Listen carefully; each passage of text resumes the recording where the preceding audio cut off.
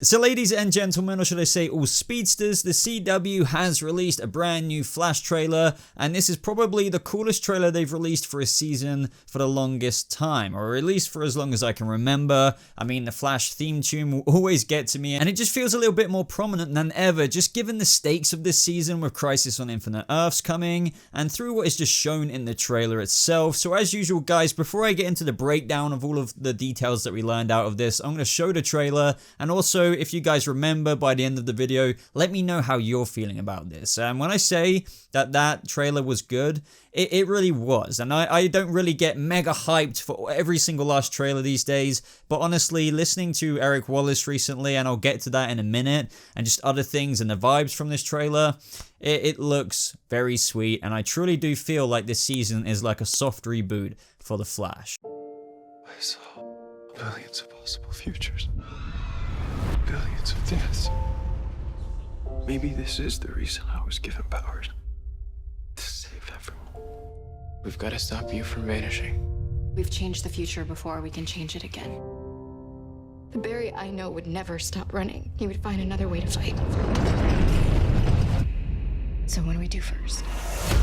Welcome to a world where anything can and probably will happen.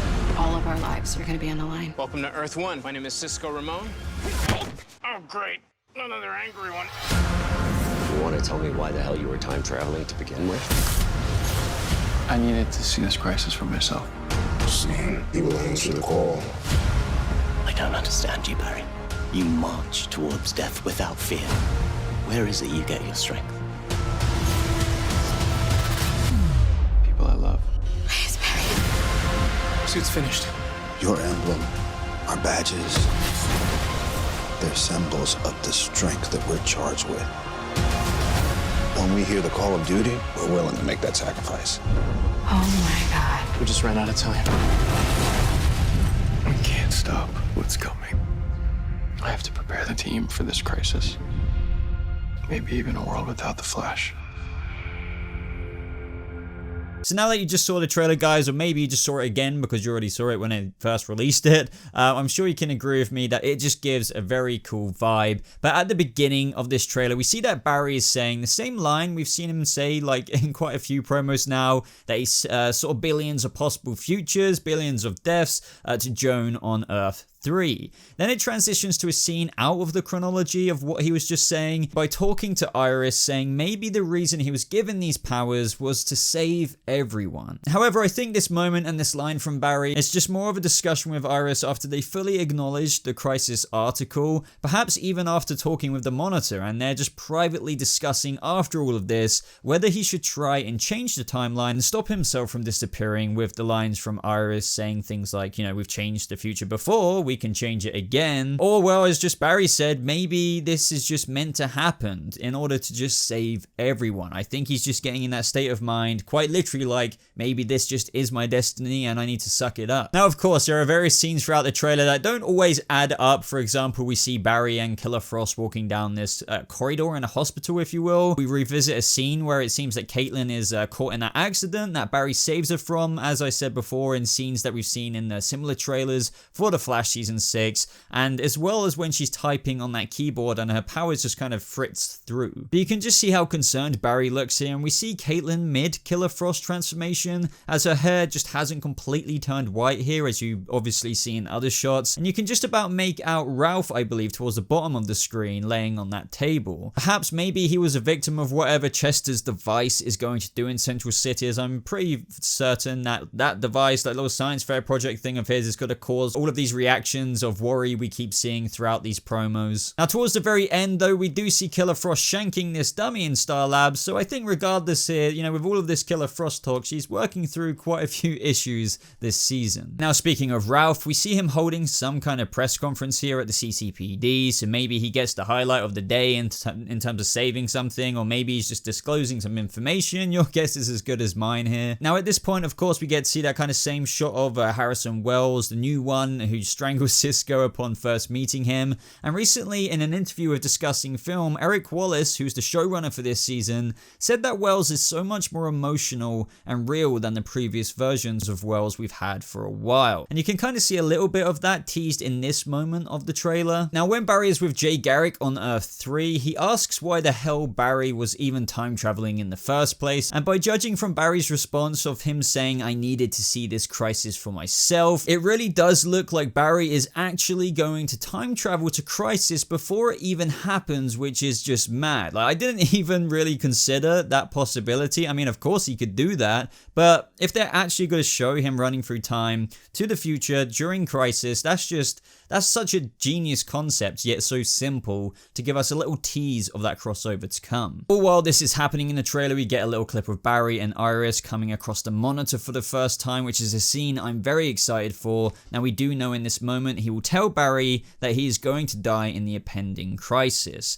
Now, when we hear the monitor saying soon you will answer the call, obviously there's no way I can tell who these two figures that you're seeing on screen right now are, as it's very blurry, but one thing that we can make out, like past the flowers, seems to be like a bunch of gravestones. Now, this is just speculation, but how cool would it be if Barry somehow travels to the future where he's currently already dead because the new iteration of Crisis with Oliver, taking the hit hasn't happened yet, and he has a conversation with someone like Wally West. And this Wally would know that it's a past Barry or something like that through just knowing that Barry's dead and time travel and all the rules that come along with it. And, he knows he's here because Barry wants to learn a little bit about it. And it's just this post world of what it could be, of what Crisis could be when Oliver Queen doesn't take the hit. As I said, that's just my speculation, but having some kind of future alternate version of Crisis, or should I say the original one where the Flash does go missing in Crisis, would just be so sweet.